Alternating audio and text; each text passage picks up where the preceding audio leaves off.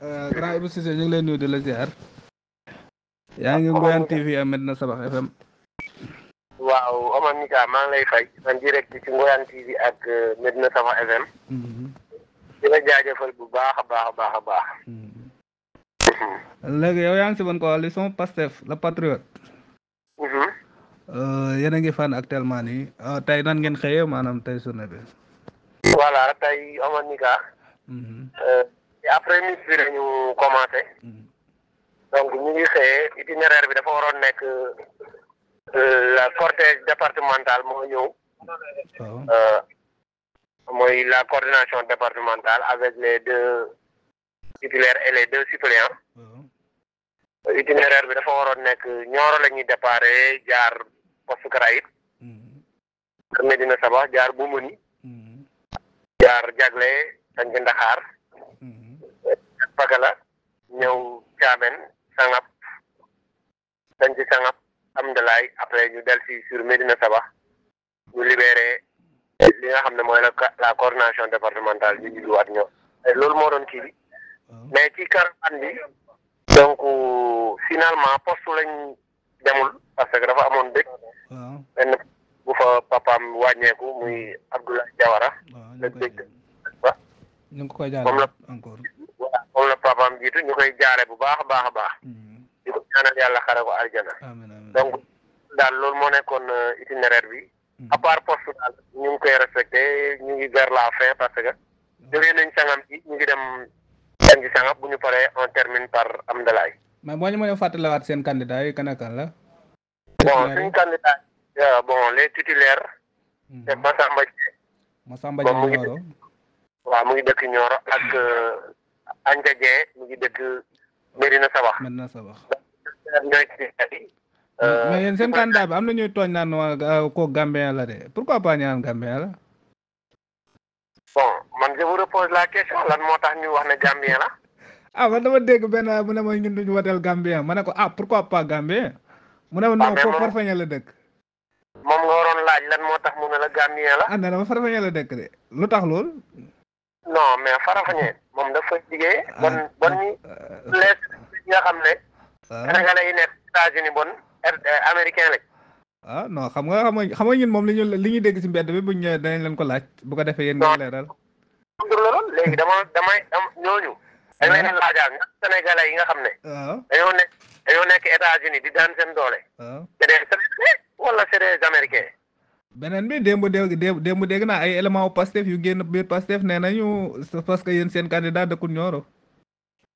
ñun suñ candidat dëkkul Nioro nee nañ Mbour la dëkk xaw ma.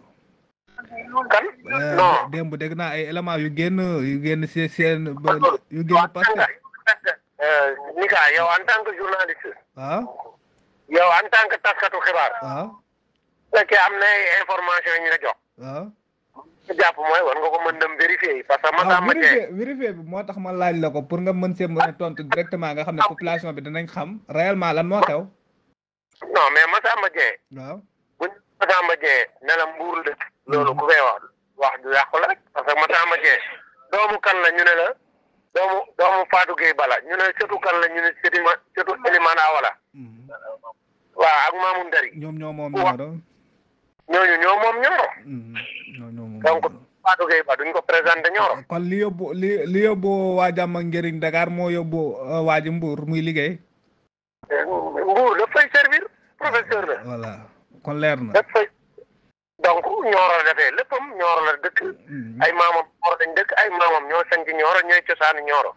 donc loolu dama jàpp ne peut-être sabotage la mais mënul jàll parce que tey. manipulation la rek mais mënul jàll su ko waxee Nioro sax dañ lay rey.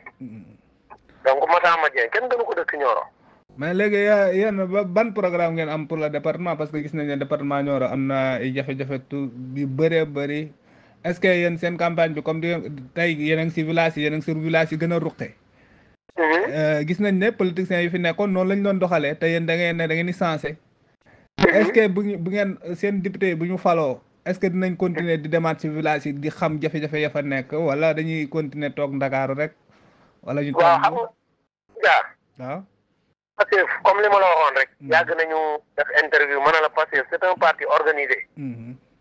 léegi parti boobu noonu à l'image de Ousmane Sonko doy na ay firndeel parce que tey am na yu fi jaar yu bëree bëri bi mu wootee rupture lu ci wax rek la ko daf ko wane li ci gën a yéeme mbala li ci mujj rek ma mën la ko jox ci misaal parce que dafa woote Arena Tour li fa am noonu mosul am ci politique te loolu bu dee pour rupture man jàpp ma ne bon am na leneen lu ñu mën a tuddee rupture non mais pour village waay yi ñu mën see gis seen bopp xam nga comme ñun si àll bi lañ dëkk te buñ ne département Nioro presque buñ ne dëkk yi nekk si ville mën nañ ne sax ay Médina Sabax yi yëpp dañu am problème mu tali si biir dëkk bi Médina Sabax gis nga seen kàmb yi mais loolu moo tax sangab góog ngeen dem gis nga avant ngeen àgg gis ngeen rang bi ngeen jaar da ngeen xongu cóor d'accord loolu nag moom la ñu ñëw waaw ginnaaw buñ tee rupture loolu la pour saafaraal ko parce que xam nañ ne depuis 60 politiciens yi classiques yi fi nekkoon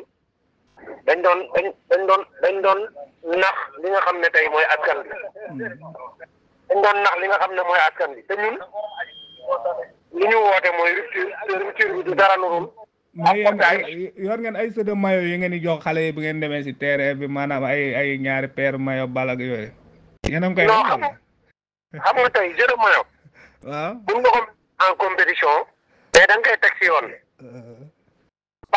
doo bàyyi ba tey moment wu propagande nga jël lu mat 14 jeux de maillot wala nga jël lu mat 14 biñ koy waxee ballon wala 14 trophée di wër dëkk yi dële loolu ay naxaate la mais tey sport dafa bokk ci compétence yi nga xam ne nii tey dañ koy transféré ci les collectivités locales maanaam mairie yi quoi ak mairie yi ñu war ko sekk ak xale yi tey am nañ droit am nañ tout prérogative la ñu dem buñ def vers la jeunesse ñu am loisir boo xam ne tey ñu ngi koy def lu mel ni sport jar ñu mettre dara en compétition ñu football ko wala ñu def ko sport bu mu leen neexee ñu wax leen ko loolu je pense que ne dafa bokk ci li nga xam ne ni tey mooy bëgg-bëggu ndaw yi dafa bokk ci li nga xam ne ni tey mooy bëgg-bëggu askan bi mais waxuñ nag avec la manière waxuñ ne dañ koy jël rek di séddale di nax xale yi pour ñu topp ñu. pour ñu topp leen ba élection yi passé jeex na quoi. élection yi passé pare nga ci. loolu moom da ci sa xel dal loolu c'est pas. dëkk yi nga xam ne amuñu électricité est-ce que da ngeen noté pour soññi ministre bi wala DC yi nga xam ne mooy DC Senelec ak seen xale boobu noonu nga xam ne moom ngeen dénk affaire yi gaa yaa ngi koy tudd si njaaxu mi mais. yow Michel Sène. waaw. non mais gën a Michel Sène yaa ngi koy tudd si njaaxu mi. toute information la ñuy joxe mbala xamuñu. parce que comme tey loolu mu ngi soog a am. waaw. un jeune DG boo xam ne même pas 30 ans amoo ko. nga ñëw benn contrat boo xam ne bu kenn xamul. boo xam ne saay contrat boo xam ne nii suñu la waxee li ci ne. les clauses da ngay téye sa gémmiñ mu ñëw renégocier ko. dagaat fu lu leer. en terme d'argent. bu wàññi xaalis bi en terme d'espèce. mais loolu am na solo mais si tënk maanaam est-ce que yéen a ngi koy fàttali ne ko am na ay villages yu nekk si arrondissement bi na sabax surtout si département Nioro te amuñu électricité est-ce que yéen a ngi siy def ay jéego. ci 2029. ici 2029. 2029 sori na de am na dëkk yu mënul xaar 2029 de. ah non mais xam nga tey. programme. du da ngay bëgg a xëy. benn fan nga rek électrifié mais dama la bëgg a wax ne la. loolu tey horizon la rek. dama ko xaymaa noonu mais dama ne la. Macky dañoo waxoon horizon 2025. non balaa ñuy loolu mujj na fomm. loolu dañ koy jéggi beneen question bu ñu wax la mais électrification rurale. Inch'Allah tous les villages du Sénégal seront électrifiés. suñu Diomaye. yàlla na sotteeg jàmm.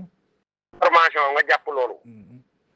balaa premier mandat bi ci lay électrifier tous les villages du Sénégal. yoonu Firgi Kaymoor est-ce que yéen a ngi koy noté yéen a ngi koy boole seen programme. yoonu Firgi Kaymoor bientôt les travaux bientôt. El Malick gis naa ko mu ne de tàmbali na liggéeyu Kajoor ba ngaay Kilmaxa mais dafa mel ni Saloum dugg ko fi de est-ce que xam na ne Saloum am na ay problème yoon est-ce que xam na ko El Malick. xam na ko tey responsable yi nga xam ne tey ñoo nekk dans les différentes communes. tout problème boo xam ne ni am na ci localité ak secteur bu mënta doon. tey parce que taxawaay bi mu ci am mooy amuñu buntu bu ñu tëj. man à tey personnellement je suis coordonnateur communal ministre bu mun a soxla bu ma jaar intermédiaire damay dem directement su ma ko woowee téléphone mu jël ko ma ne ko voilà les problèmes de la commune de Médina Sabakh voilà les problèmes de la commune de Ngayène wala voilà les problèmes de l'arrondissement de Médina Sabakh te dina ci apporter ay solution donc parce que du parti boo day ut fooy jaar da ngay am day benn branlon pour nga mën a wax ak ministre mbala DG non non non non. rupture la ñu. maanaam yéen ñi nga xam ne yéen a ngànk Pastef ku ngeen woo daal mën ngeen ko jot. ci lu leer. waaw ci lu leer. kon baax na am problème ñu tënk rek kon ba suba incha allah. waaw ni nga waaw chaque jour nag dinañ la jéem a jot ci ngoon gi parce que dañ koy bëgg a dawal si guddi gi moo tax quoi. guddi dinañ la je suis ouvert à tout le monde. baax na am c'est bon. ok merci. je suis disponible aussi. ok merci grand Youssi Seye. ah merci Monika.